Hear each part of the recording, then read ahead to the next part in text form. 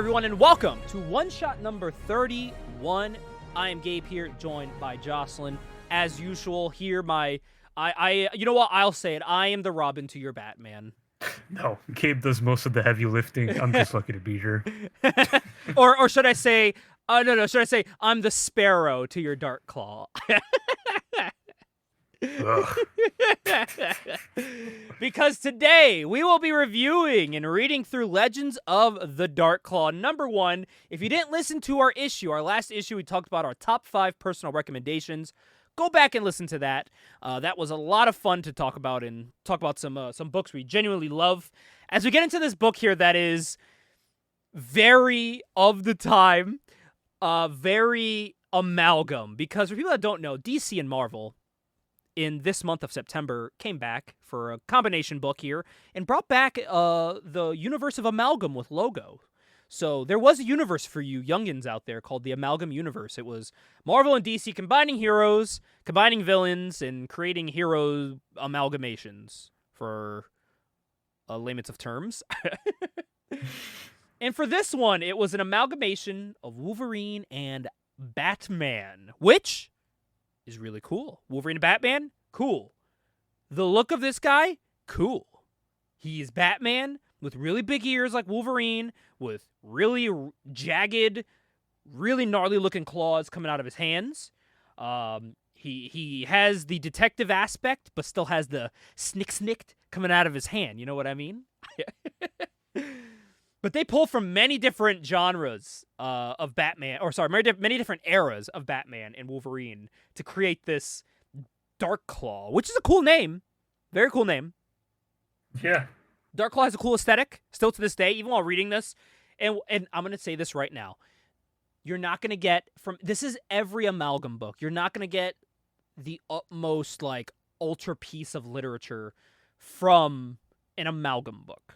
For people expecting that going into this, you're going to get Marvel and DC coming up with a cool-looking character and then making a book around the cool-looking character. You know what I mean? That's all Amalgam was. But what they had to do, it's called issue 1, but there was no issues after, besides another issue 1 that came later. But they had to squeeze in not only a backstory for the character, but an explanation for their powers and how they talk and their universe around them within 32 pages. So there's a lot of things crammed in this book, and a lot of tell, don't show is in this book. A lot of, I'm going to think out loud instead of thinking this thought of, we'll get to it. Yeah, we'll get to it. But I will say, the art in this book, I like the art in this book. It's 90s. It's what you're gonna get, but it looks good. It looks good. There's nothing to complain about the art in this. I like it quite a bit, and I wasn't even familiar with the artists themselves. No, and it's actually, the creative team is not bad. Writing is Larry Hama doing the writing on this, Jim Balent penciling, and Ray McCarthy doing inks. So it's a good team working on this. So we're going to start off here. This is Marvel's print, because Marvel would always do on the physical, I don't know if it's like this on the digital one, but on the physical one, it has a little pink notch at the top of the page. Marvel would always do that shit. Every book, they would have the little pink rectangle on the top of their pages back in the 90s. Don't know why. It was their thing. I guess that was maybe their thing of if you're looking through your long box and they're not bagged and boarded, it's your way to tell it's a Marvel book. I think that was the reasoning for it. I don't know. That's just my guess.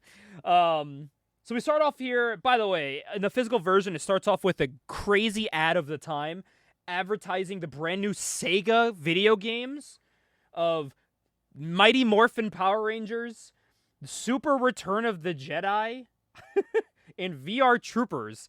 But in the same ad, if you get those games, you get $5 back on your new honeycomb cereal, such as Fruity Pebbles, Cocoa Pebbles, Golden Crisp, Raisin Bran, and Honeycombs. What a time to be alive. Nowadays, if you buy a family pack of cereal and you say $5, it'll still cost you $20 fucking. So bring me back to 1995, I please. know, right? Inflation, brother. And by the way, look at the cover price. I think it's like $1.95. $1.95 $2.75 Canadian. US and $2.97 Canadian. Bring me back. This book would now be like $6 American. Fucking $11 Canadian. I don't know if that's right. Yeah. Maybe I'm close. I mean, not far off.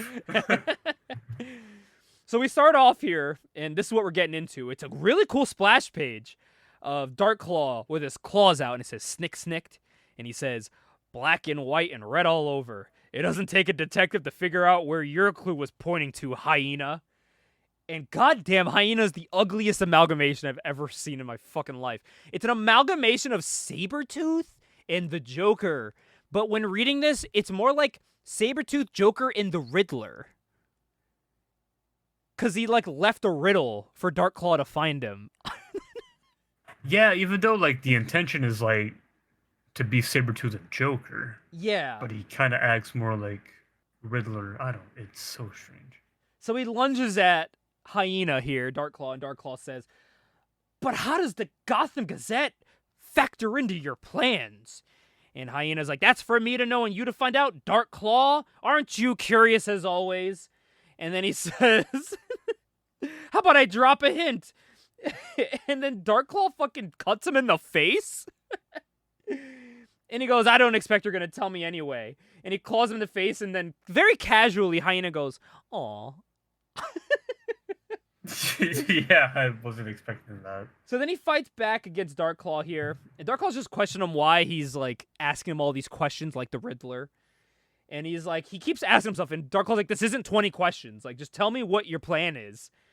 And then he goes, you were always so humorless, Darkclaw. And he knocks him off, and he lands onto, like, this giant metal container and hits the ground, and newspapers go flying everywhere. And he goes, you never want to play with me, Darkclaw. You always want to just get to the answers. So as Darkclaw's getting up, this is what I was talking about of tell, don't show. He goes, ugh, good thing I have a mutant healing factor. And I was like, oh boy, this is like written like a Golden Age book. I just want to cut you off and say, I fucking hate that so much. I know, me too. I hated that. It took me out of it. Because he looks so cool. I'm like, he shouldn't be doing this.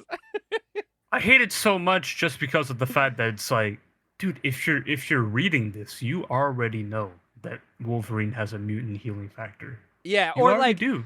Or like when as the character we're gonna learn about, Sparrow picks him up and she's like, "You good?" And he's like, I'm already healed." Or you show him beat up and his wound healed. Just show it. You know what I mean? We know. We already know.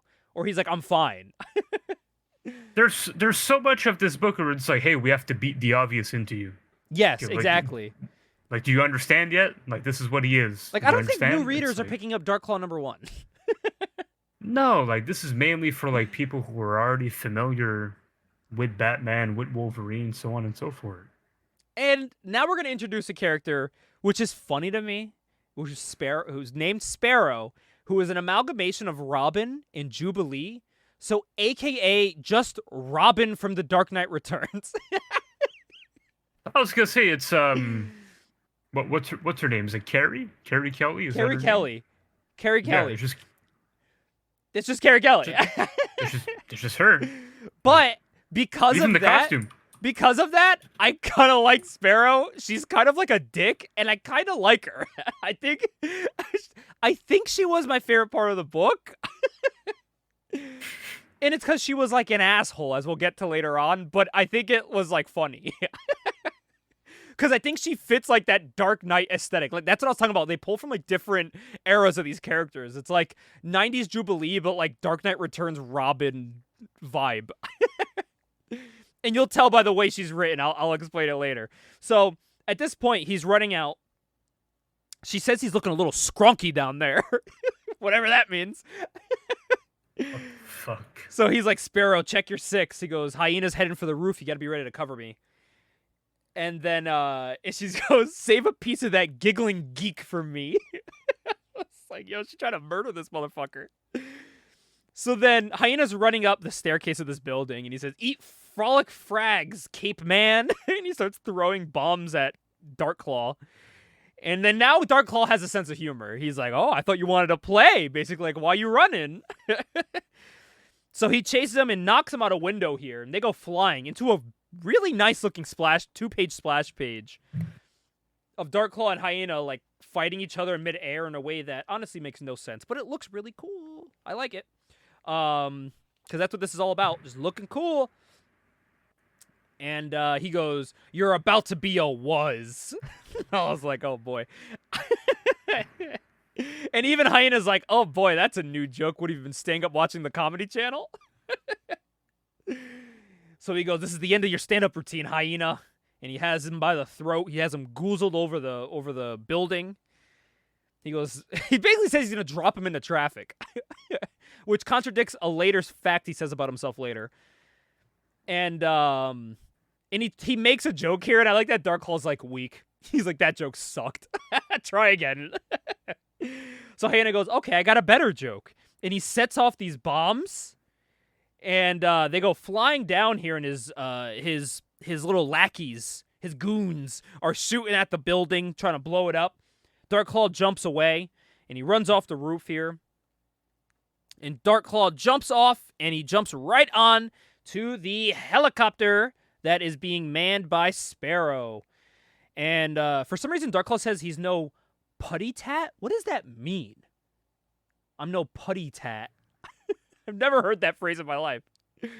I think it's because they were talking in cat before that, or I don't know. They're doing like cat speak. Because he's a hyena.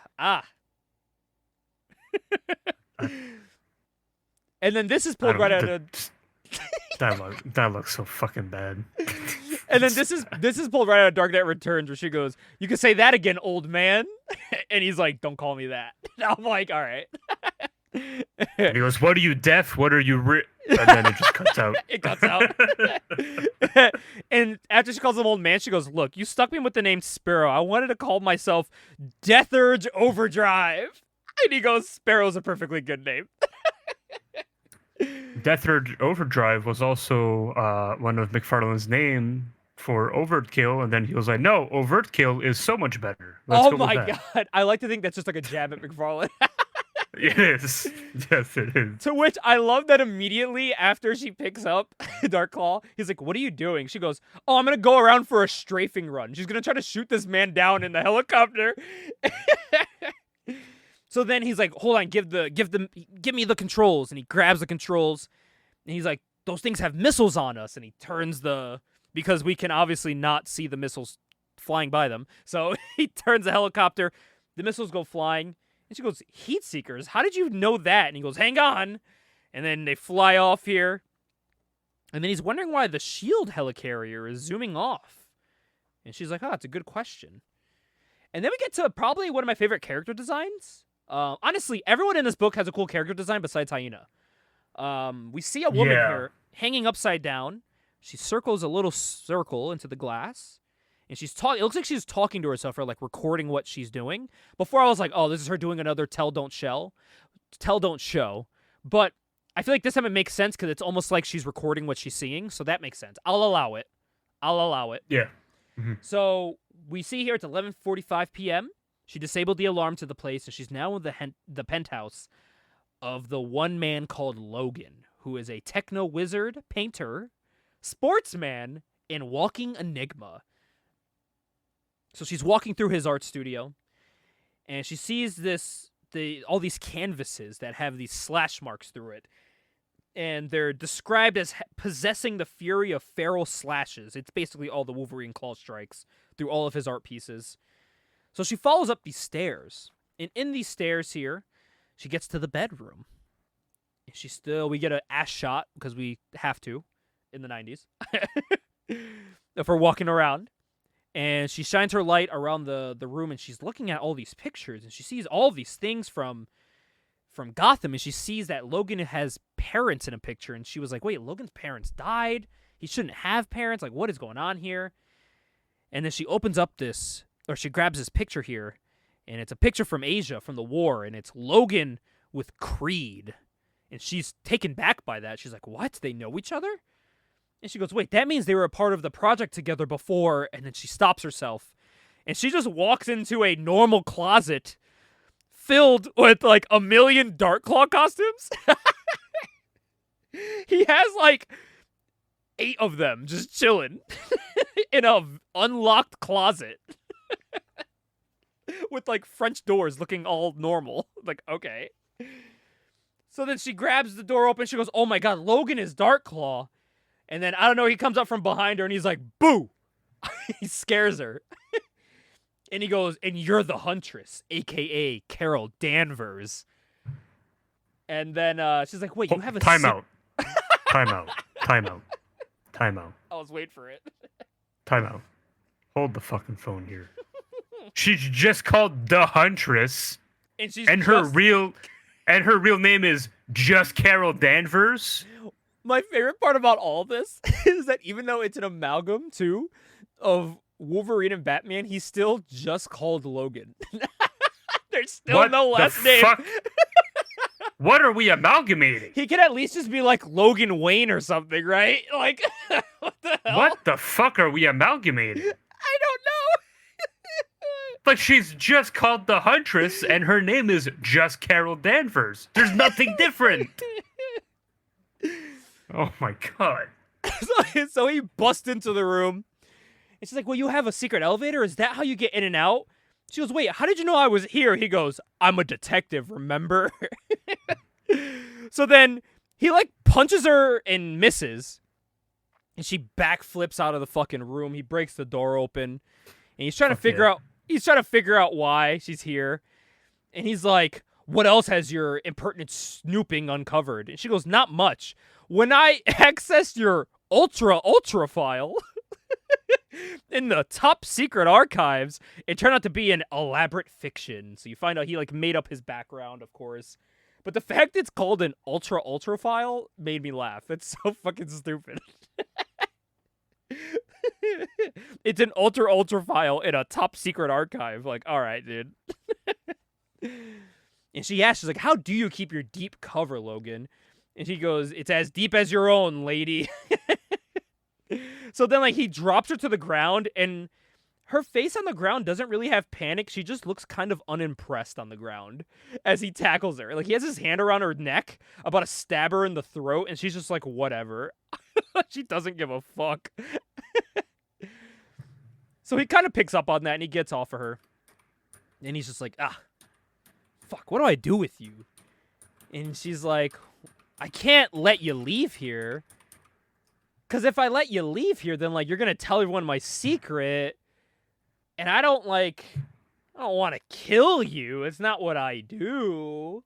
And she goes, "Well, if it makes you feel better, I wasn't trying to track Darkclaw. I was trying to track Creed, who's the hyena. And it just so happens every time I track hyena or Creed, Logan shows up. So I had to come here to see what the fuck that's all about."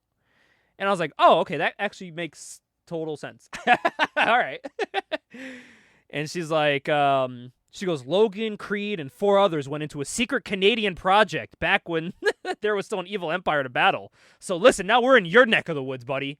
We're crossing into Canadian territory." So we find out here that there is this secret project, that what this project was looking to do was to make ultimate weapons. And what these weapons were, the files for this were destroyed, and he kind of gives the history here. The weapons were to be completely unaffected and have no feelings and be ultimate killers, basically like the Weapon X program. They were supposed to be just emotionless killers for this Canadian government. And what happened was Hyena turned into Hyena, and he turned into Darkclaw. So she asked, "Oh, well, so Hyena failed?" And he goes, "No. Hyena was the success. I was the failure. Because when I came out of this, I had emotions. I came out of here with a conscience. Hyena didn't. He was what they were looking for." Which I was like, all right, that's a decent concept, but I just watched you threaten to throw Hyena off of a roof, and it looked like you were going to do it. Like, absolutely. And obviously, it looks like Robin kills people. Or, sorry, Sparrow kills people.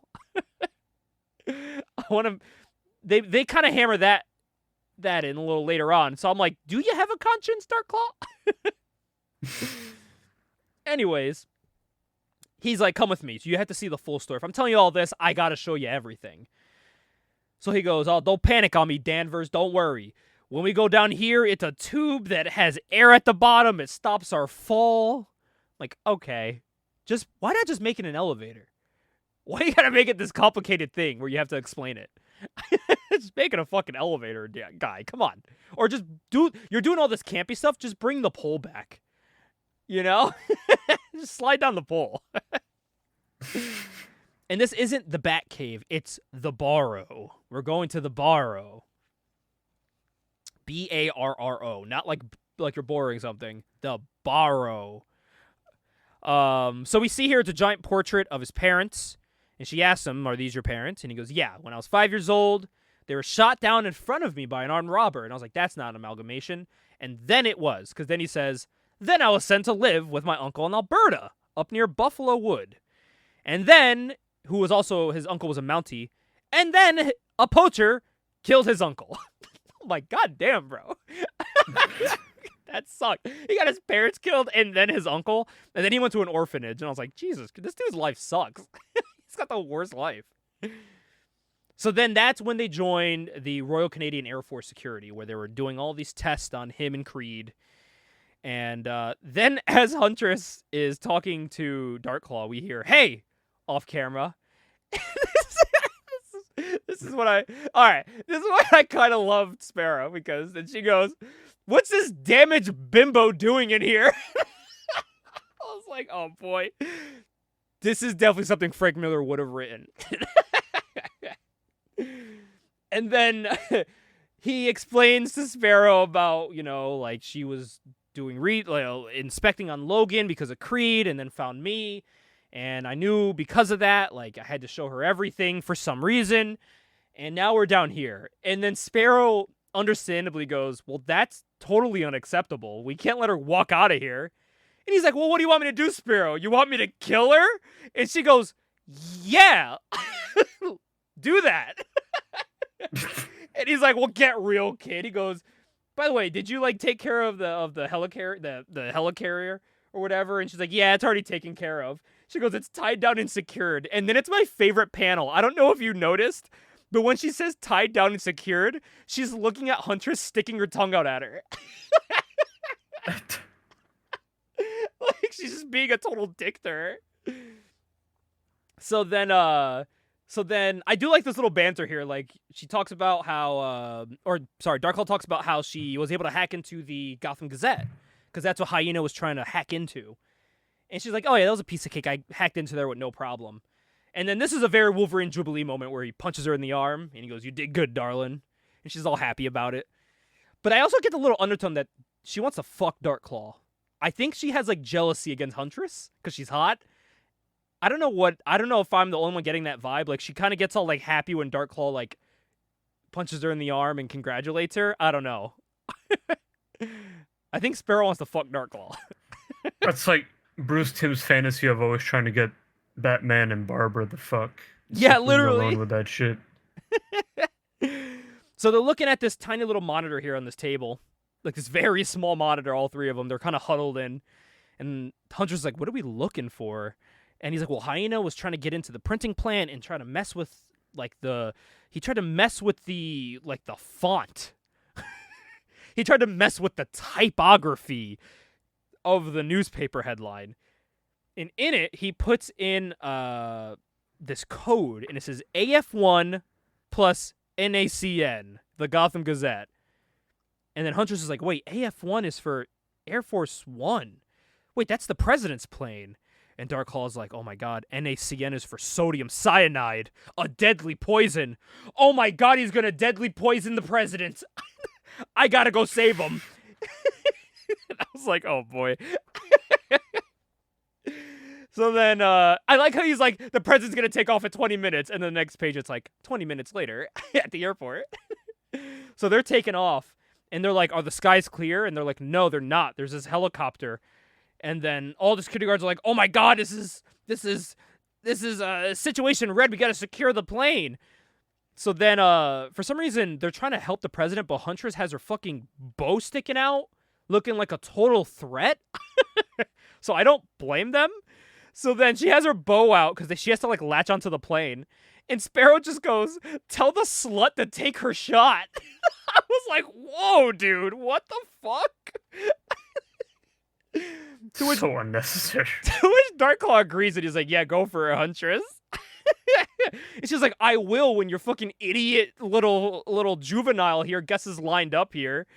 So then she lines her up, and she shoots off the hook line there and attaches onto the bottom of the president's plane. And then Darklaw latches on, and he goes into the rotors of the plane.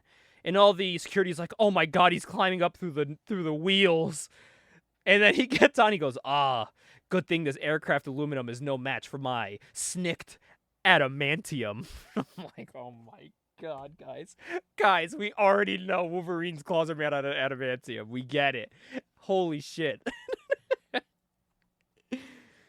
So all the guys, they take the president, all the dudes in the plane, though, all the security guards look exactly the same. They're just like NPCs. They look exactly the same. Darklaw punches up through the bottom of the plane. And they're like, "Oh my god, he's in the cockpit!" And they take out all their guns. And he's like, "Guys, I'm here to warn you. As my claws are out and I look very scary, I am here to help, though. Hyena is gonna kill the president, and I need to help." And they're like, "Well, the only crazy guy we see on this plane with claws breaking through the bottom here is you. You look like a threat." He's like, "No, guys, I swear to God, I'm here to help." So they just start shooting at him. And they start blasting at him.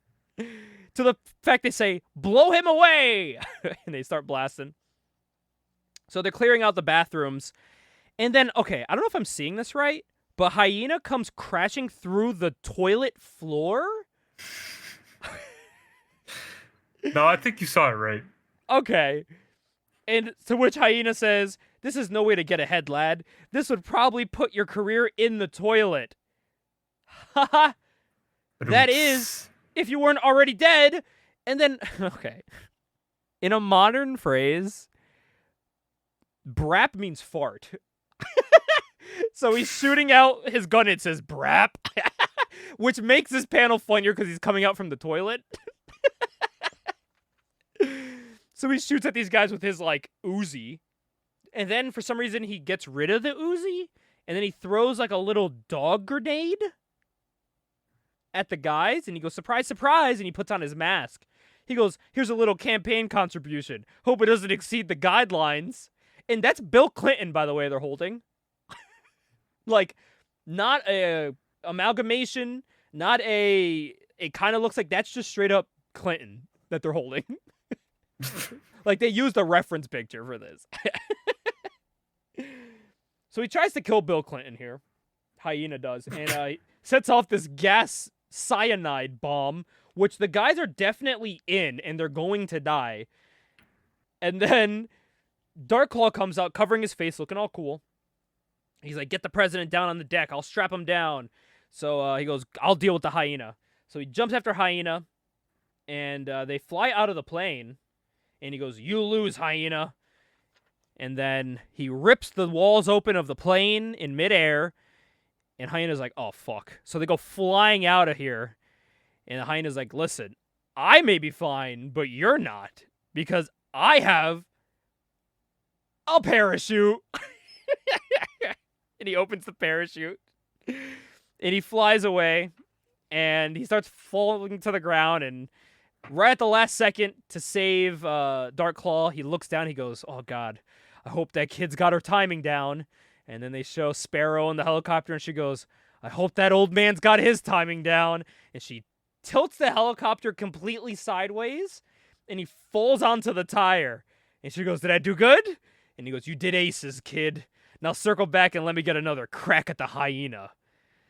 And then the book just ends. We had two choices to choose from, and it was Darklaw or Spider-Boy. I wonder how Spider-Boy was. Probably wasn't any better. What'd you think of Darklaw? This gets 2 stars for me. The only reason why it gets 2 stars is because of the art. Everything else fucking sucked. Yes. And I think why this doesn't deserve so bad. I think why this also doesn't deserve any negatives is because of what this book is at the end of the day. It's not a serious book looking to set up a series. It is a fake #1 for a fake universe for a fake series. To just say, fuck it. They definitely just had some beers and they came up with this story. Because Jim Balent's a really good writer. So the fact that this is what he has for this, it was definitely just phoned in. You know? Well, he did the art. You mean Larry as a writer, right? Oh, sorry. Yes. Sorry. Larry Hama. Yeah. Larry Hama's a great writer. My apologies. He's a great writer. But this is definitely just phoned in. I mean, this is very inconsequential at the end of the day. That's the thing. But it's man, supposed to amount to nothing. It was a slog to get through. I won't lie. Yeah, but it's kind of a slog. I don't know if you read it, but at the end there is a letters column, and Amalgam would do this, where it's fake. There is a letters column. Oh, I see. Letters. I didn't catch on. Okay. So I'm gonna read the first one here. All right, are you ready? This is gonna make this book 5 stars. Because this is the writers and editors making their own letters, basically making fun of people writing in. Okay? Okay. Fair enough. All right. Dear Bodacious Claude 1, congratulations on getting your own book. And about time if I don't say so myself. I am thoroughly blown away by awesome, savage, in-your-faceness and all that cool stuff you say when you're ripping the guts out of nasty bad guys and tearing their faces off with your adamantium claws. One thing, though, you ought to dump that wussy little whiner Jubilee and get yourself a real sidekick. I mean, what kind of cheap power that she has anyway? You could replace her with a midget and a bag of firecrackers. Get somebody as bad and gnarly as the hyena. This is so stupid. Either that or some totally awesome babe. Yeah, some totally babed out ultra twists like some of those nice ladies they have on Baywatch. So that's the ticket, dudes. More ripping and stomping and punching claws through brains and tearing out spinal cords through left nostrils and more outrageous, totally mind-boggling to sell your soul for. Never dream of getting near one in the real world. Furiously endowed babes. Get the picture? To which Amalgam responds, "We shall take your comment into consideration." And I know that last part sounded like an insane run-on sentence, thinking that I read it wrong. I did not. It's written as that. It's written as one really fucking long sentence that never ends. Which is true to real letter columns at this time of people like complaining. So there's other stuff in here. Like all the other Amalgam ones talk about like, they're like, oh man, just read Dark Claw #3. Now I'm reading this, like blah, blah, blah. Like it's all fake, which is great. But the last one I wanted to read here, and I wanted to serenade everyone here. Dear Slicers and Dicers, I wrote a song about Dark Claw. Here it is. Oh, I saw this one. Who the baddest, raddest dude? Who got the style? Who got the moves? Who throws down on the gangstas in the rudes? Who chucks the molesters off the roofs? It's Dark Claw, snicked. It's Dark Claw, snicked. If you lootin' and shootin' and a bumpin' and a thumpin', you better get straight or you're gonna get a lumpin'. 'Cause the Claude Canuck gonna mess you up.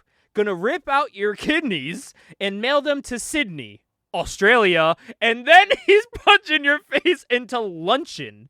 Meat, all covered with ketchup. I hate how they separate it. While you just standing there saying, "What's up? What's up?" And outside, it's raining fist on your head. If you don't know better, you think you was dead. Dark Claw, snicked. Dark Claw, snicked. How do you like this song? It needs a heavy house beat with some rad samples. If you like it, I have hundreds more. Your best fan, Sanj Arbuthnot from Cleveland, Ohio. So yeah, like I said, 2 stars. You're not going to be bumping in a thumping? I hated this book so much. Now, logo isn't too bad.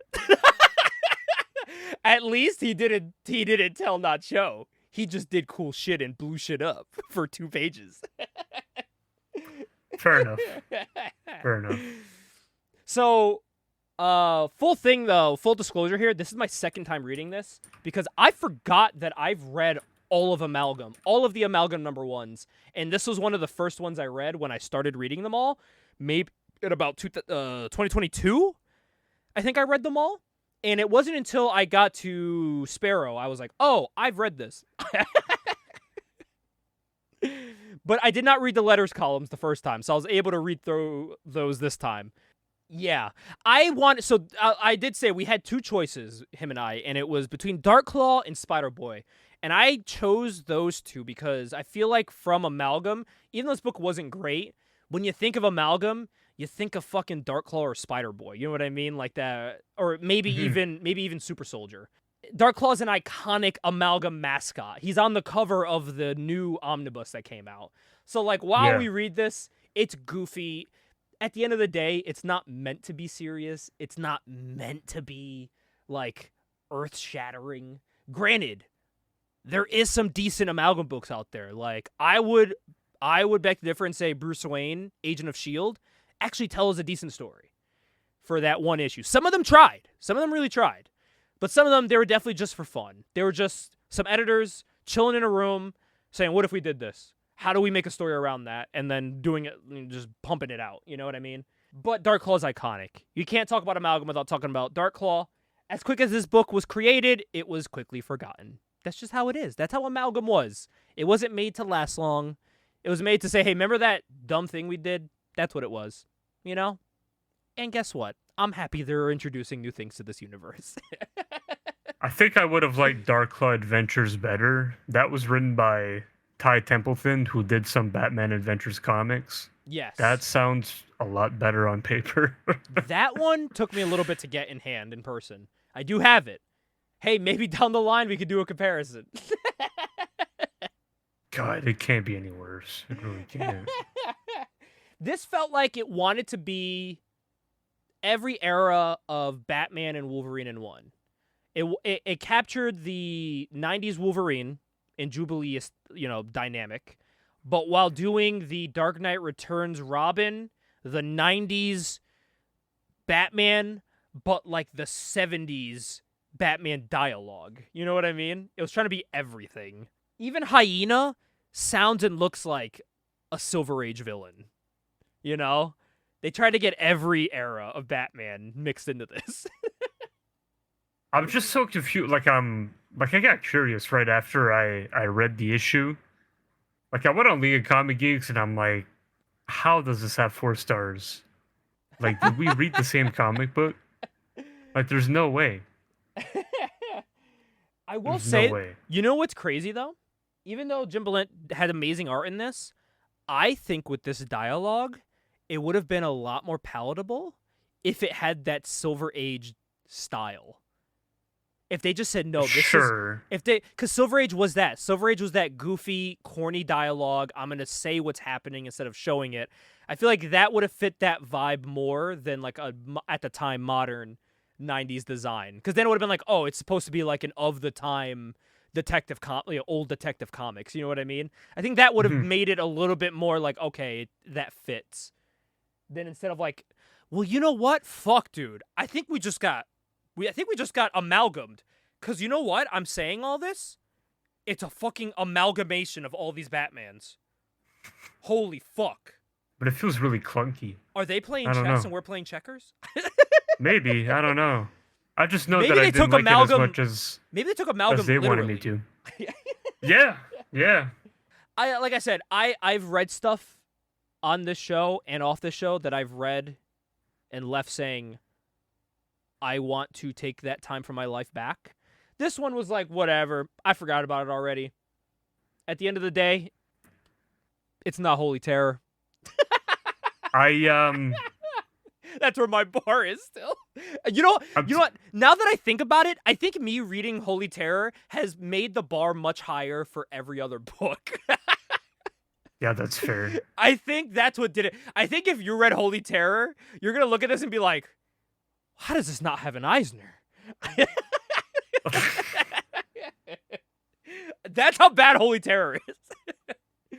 One day I'm going to torture you to read that. No, I'm kidding. I will never put you through that because I don't want to read it again. That's a book I genuinely say I do not want to read again. I can't fathom even spending money on it. Never mind reading it. Listen, don't be taking shots at me. No, I'm kidding.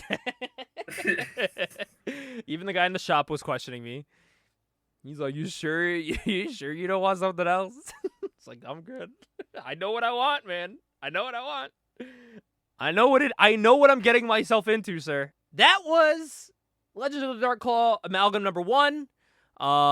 Next time we will be back, issue number 32, where we talk about hidden gems. And to make it up for Jocelyn here, for having to sit through, there's been a lot of books recently that I've had to make you sit through and not enjoy, and I feel bad for that. So this for one October, I didn't enjoy, but you've made me read worse than this. You have. I'm expanding your horizon when it comes to comics, because now you can say, "Oh man, at least it's not that." Yeah, you know what? Yeah, that's exactly what it is. I'm helping you with your bottom bar right now. You know what I mean?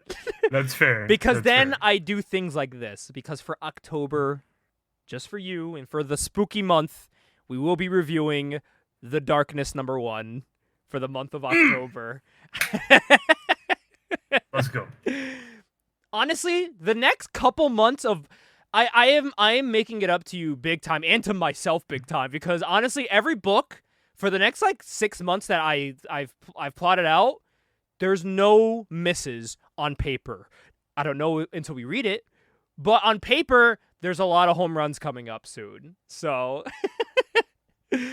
thank you for putting up with the amalgams and the what else have we read that's been insane recently?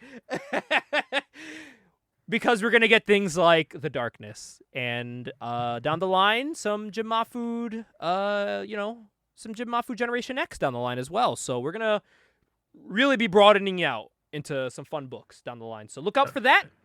Hell yeah. It's gonna be a fun spooky month, and until then, we'll see you guys in the next one. Peace.